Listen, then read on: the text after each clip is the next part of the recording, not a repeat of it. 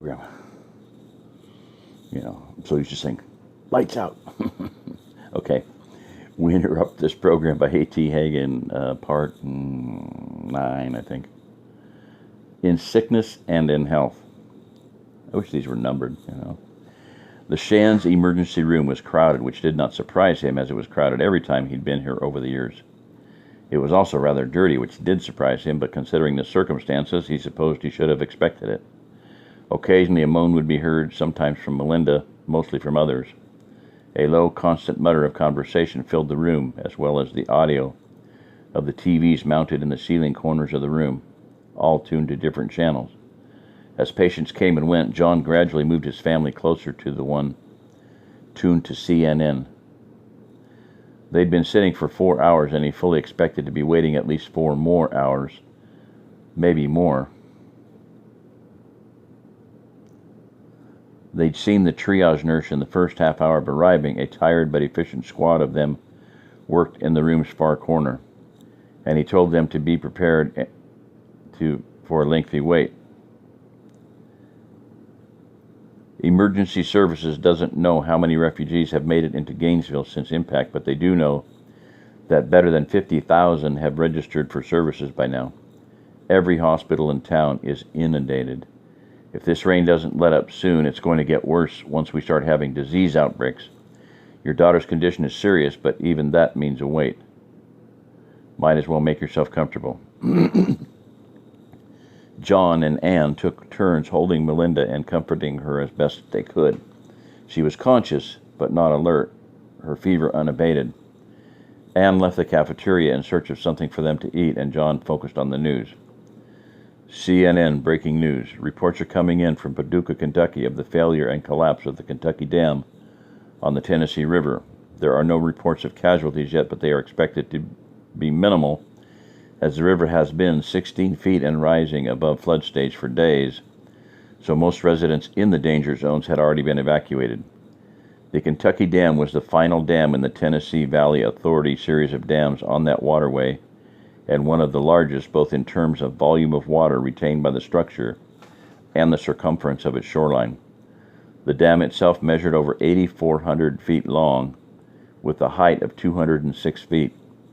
Emergency warnings have been sent to all communities downstream along the Tennessee, Ohio, and Mississippi rivers, all of which were already in extreme flood stages. Ohio and Mississippi River bridges that had just been reopened 2 days ago are now being closed again until the crest of the new flood has passed, and they can be re-examined for safety. Dam safety experts state the dam was probably weakened by the 6.1 earthquake on the New Madrid fault of 2 weeks ago, and further stressed by the record-breaking rainfall lashing the nation since impact. Local weather authorities tell us that 63 inches of rain have fallen here since the asteroid struck. The remaining TVA dams are being evacuated until they can be inspected for safety. Experts say that with all dams already at maximum emergency water release, that other possible quake-weakened dams may fail as well. Further details as they come in. Officials with the Army Corps of Engineers reiterated today that the Mississippi lock and dam system has been inspected and found to be holding even with all the dams being in full emergency water release. It is not expected that the Kentucky Dam collapse will cause dam failures on the Ohio or Mississippi rivers, though the flood-prone areas which have not already been evacuated are being cleared now as a precaution. Corps engineers do state they expect significant damage to levees and other flood control structures along the lower Mississippi, perhaps as far north as Memphis. The record flooding along the river is severely hampering rescue and recovery efforts in the now sunken city of New Orleans, devastated by the impact tsunami. The National Weather Service reports Hurricane Dolly has now reached Category 3, with further strengthening expected before she makes landfall on the Texas coast. Latest projections are that she will strike the coast between Port Arthur and Galveston tomorrow morning at approximately 9 a.m. local time. Dolly is the third hurricane to have formed since impact, and weather experts predict more will form before the asteroid strike generated energy dissipates. Rescue and recovery personnel are being evacuated from the area along with surviving residents in flood-prone locations. This is CNN. More news after this. A commercial was next and John tuned it out. Presently, Anne came back with 2 large styrofoam cups of steaming soup. There's absolutely nothing in the vending machines. The Wendy's, Pizza Inn, and frozen yogurt place in the food court area are all closed, but the cafeteria is open. Not much there either, but they did have hot soup, and I got plenty of crackers to put in. Reckon it'll have to do until we can get home. Melinda moaned softly at the smell of the food, but wouldn't take any of it. Pushing away the outside world, Anne and John willed strength and life into their daughter. After a time, their inward concentration was distracted when they heard the name Melinda Horn over the sound system.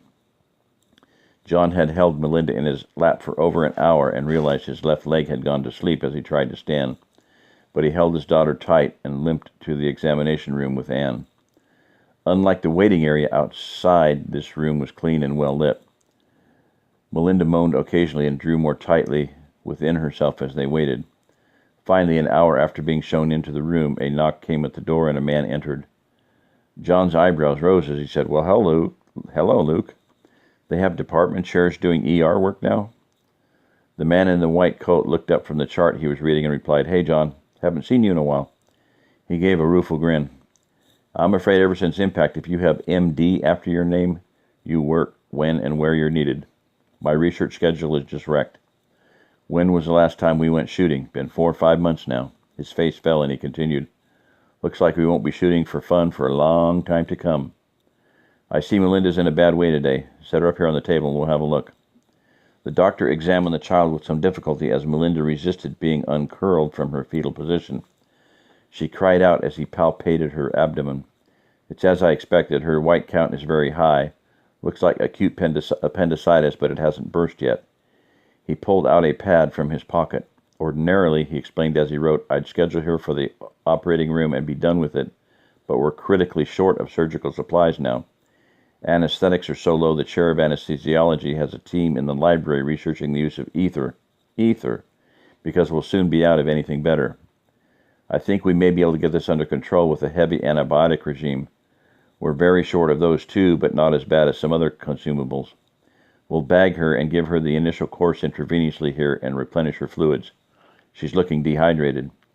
If she responds, we'll give you this prescription for a 10-day course to follow up the IV with. If not, we'll schedule her for the OR. I want to be straight with you. She's likely to have a chronic inflammation problem until it's removed, but if we can forestall surgery for a couple of weeks, or better yet, months, we should be in a better condition when supplies are replenished. If she responds, I'll want to see her again in 3 days. Do you have enough fuel to come back into town again?" Still seems strange to say that, but it's an important consideration now. Remembering what Mike had said as they passed Miguel's store, John replied, "Well, we don't have a lot, but we'll use what we have. We can come back." "Good. There'll be a pass waiting for you at the desk to come back into town. The authorities are restricting travel into and out of the city, as I'm sure you've already found out. Frankly, John, between you and I, some of what they're talking about makes me uncomfortable. But I'm needed here, so we'll have to tough it out. I may not get to see you again if she responds to the antibiotics. I haven't worked like this since I was a resident. If I get a chance, I'll bring Lisa out for a visit. She's always loved your country life. Good luck, and we'll pray for Melinda." He shook John's hand and gave Anne a hug and was gone. The door closed behind them, and once again they were left with the bright white stillness of the examination room. Melinda moaned and curled herself tighter. All right. This is Jerry Diamond with How to Get Out of Babylon. If you're listening to this, you are the remnant, and this is it for the night. I got some couple of videos I want to do. So, I should start singing lullabies. Go to sleep, go to sleep. You know what I'm doing for sleeping? Earplugs. And these are like a pair that are, let me show them to you. They're, how can you see that? Hold it there. Instead of sticking, the whole length of it sticking out perpendicular, they're designed to go down into the natural direction of the ear. So when I'm laying on a pillow, it's not, you know, I usually put something here, you know, a sheet or a pillow or, you know, part of a pillow or a towel, something like that, to keep the weight off of mashing into my ear. I've woke up some really, really sore ears. Anyway, with these, I can put them in, and then what I'd love to do is play Sons of Korah. They do Psalms. And there's a playlist of Sons of Korah that has 200. So I can put that on, turn it up, just, you know, loud enough to white noise everything else, like somebody talking, even somebody yelling, hopefully somebody knocking on the door, dogs barking, you know, the whole 9 yards. So, yeah, so that's it. This is Jerry Diamond. See ya. Bye.